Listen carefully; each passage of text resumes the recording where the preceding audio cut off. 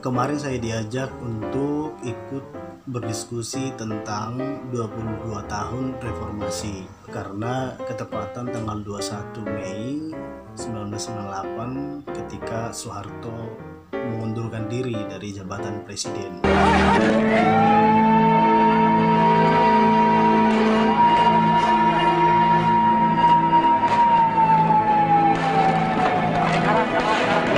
Dan setelah dengan sungguh-sungguh memperhatikan pandangan pimpinan Dewan Perwakilan Rakyat dan pimpinan fraksi-fraksi yang ada di dalamnya, saya memutuskan untuk menyatakan berhenti. Dari perdiskusian kami ada satu hal yang menurut saya menarik dan beberapa pemantik itu menyetujui bahwa mahasiswa harus berpikir kritis agar cita-cita reformasi kita itu bisa segera terwujud, karena menurut beberapa fasilitator hari ini cita-cita reformasi itu belum sepenuhnya terwujud, bahkan jauh dari harapan yang dicita-citakan oleh para demonstran, para aktivis tahun 98. Namun apa yang mau kita bicarakan adalah mengapa berpikir kritis itu penting. Jadi di tengah negara yang demokratis yang sekarang ini di Indonesia, yang jauh berbeda dengan situasi di Orde Baru, di mana kebebasan berpendapat sudah bisa kita rasakan, kita bisa dapat informasi dengan gampang, ditambah dengan media-media online yang menyediakan informasi. Jadi kita nggak cari informasi pun, informasi sendiri datang ke HP kita melalui notifikasi yang masuk ke HP kita masing-masing. Jadi informasi itu akan selalu datang sendiri kalau misalnya kita subscribe ke satu media online, atau misalkan dengan subscribe YouTube seseorang, kalau dia aktifkan notifikasi ketika si kreator publish satu video, satu konten, maka kita akan diberikan notifikasi bahwa si kreator sedang publish sesuatu di YouTube kalau kita subscribe atau berlangganan YouTube channelnya.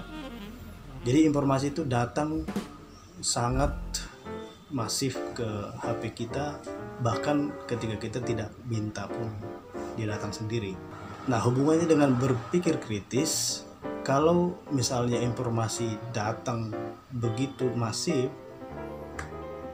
itu akan kadang-kadang membingungkan kita, informasi mana yang benar, yang valid, karena hari-hari ini banyak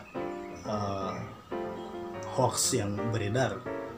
Nah, dengan berpikir kritis kita akan mampu memilah-milah informasi mana yang benar. Jadi kalau kita dengar kata kritis, kadang-kadang kita ke-trigger dengan kata kritik. Padahal arti dari kritik itu sendiri sangat berbeda dengan kritis. Biasanya orang yang mengkritik itu mencari-cari kesalahan dari orang yang memberikan argumen. Tapi orang yang berpikir kritis, dia selalu pasti objektif, logis, dan cara berpikirnya itu sistematis.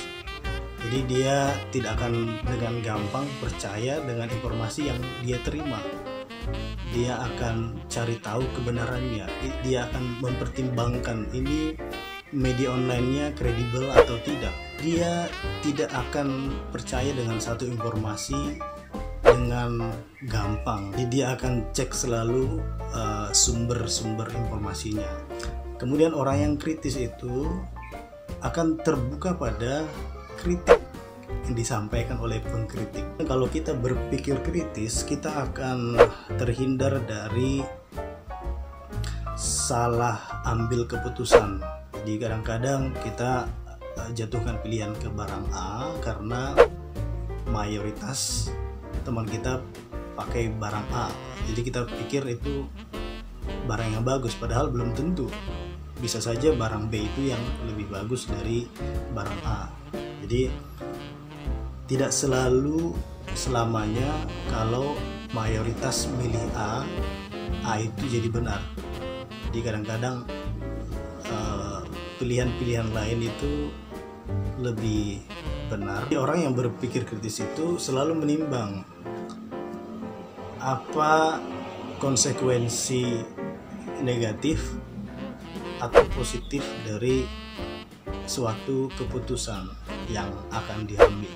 Begitulah orang-orang yang berpikir kritis. Nah, itulah saya kira mengapa berpikir kritis itu sangat perlu, agar kita tidak selalu termakan hoax, akhirnya kita salah ambil langkah. Jadi hal ini juga bisa digunakan misalnya untuk, tadi sudah saya sebutkan, memilih barang atau memilih calon gubernur Sumatera Utara misalnya. Kita akan lihat track recordnya, tidak serta-merta milih tanpa melihat secara kritis si kandidat A, B, C, dan D. Atau mungkin simpelnya dalam memilih pacar, kadang-kadang kita juga harus menggunakan pikiran kritis kita untuk memilih pacar, karena pacar itu kan proyeksinya akan menjadi istri atau suami kita. Kita kan nggak mau salah pilih orang gitu.